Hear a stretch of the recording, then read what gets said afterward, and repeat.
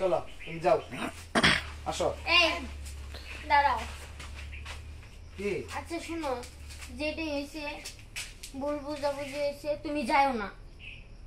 আজকে থেকে তুমি যা বলবা আমি তাই শুনবো, যেটা করতে বলবা আমি সেটাই করব, তারপরে তুমি যেও না। শোনো, আল্লাহ পাক কাউকে ধন দেয়, কাউকে জন দেয়, ঠিক আছে?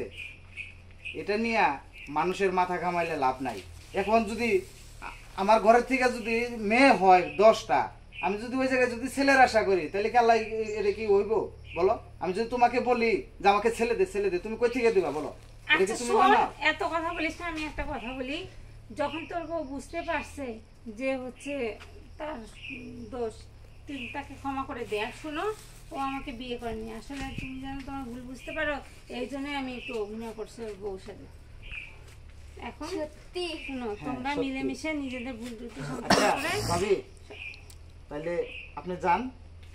আচ্ছা, আপনাকে অনেক ধন্যবাদ আমার না, এটা সংসারটা কোনো সমস্যা জোড়া না। দেওয়ার জন্য।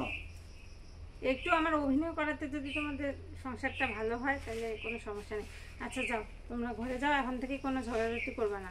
আর আমি আমি বুঝতে আসলাম। পারিনি তুমি যে আমাকে এতটুকু ভালোবাসো। শোনো, এই কাজ কখনো করবা না, ঠিক আছে? আচ্ছা চলো।